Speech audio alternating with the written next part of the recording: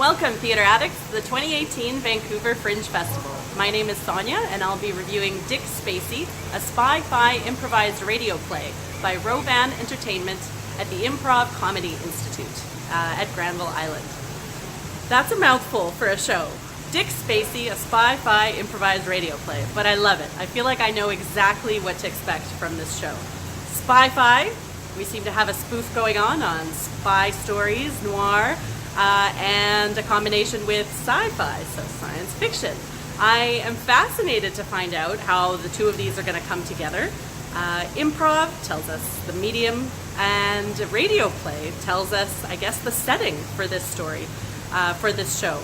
I'm looking forward to seeing how a radio play, generally an auditory experience, what it'll be like to see that in a show, in a theater performance space where you get to see the actors putting on the radio play. What's that going to look like?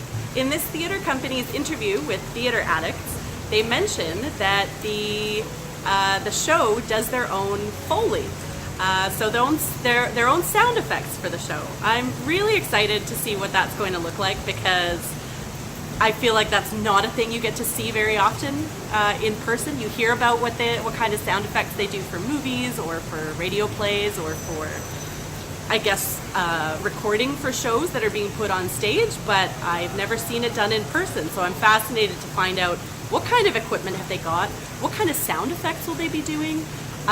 Picturing a science fiction and noir combination, I'm thinking guns, a little bit of violence, some mysterious jazzy music, maybe some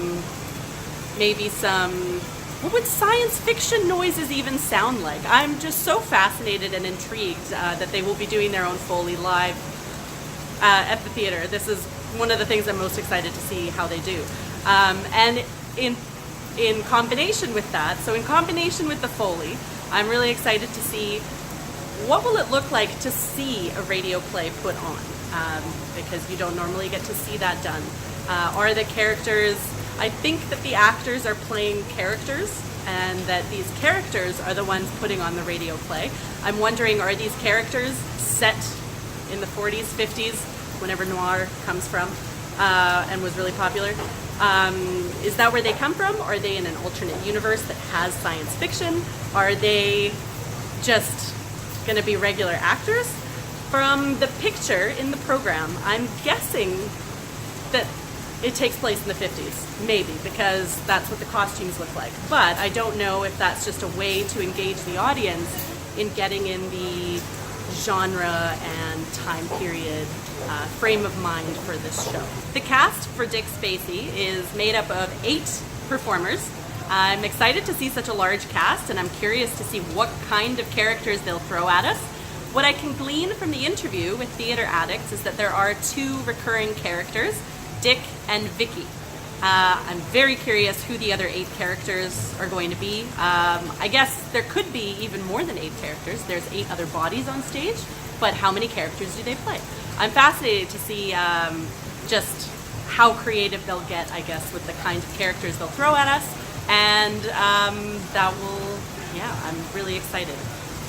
The show description in the Fringe program promises hilarious reversals of gender stereotypes, and I'm very excited to see what that means. And without much ado, I'm going to get ready and go watch the show. So, I just saw Dyck, Spacee, a Spy-Fi improvised radio play.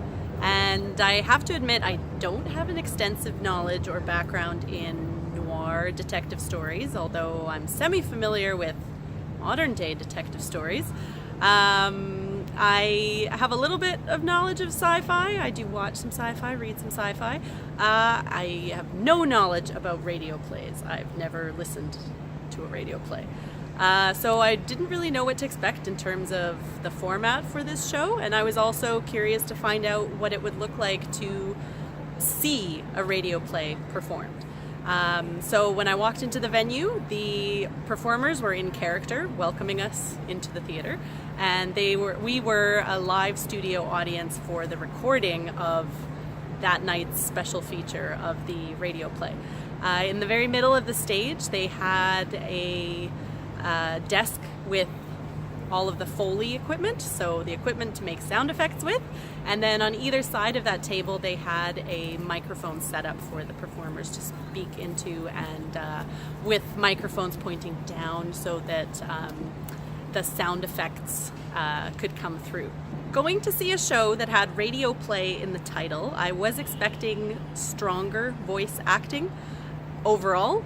I thought that the narrative structure of the show was really good, and there were a lot of interesting characters thrown in. Tonight's performance that I saw had 6 actors on stage, and they played more characters than there were actors. So there was an interesting mix of characters going on. The characters in tonight's performance didn't really deliver on those gender stereotype reversals, so I'm curious to hear what other nights what the show comes up with on other nights. In tonight's show, Lawrence Chong played Dyck Spacee and Rochelle Lockland played the narrator.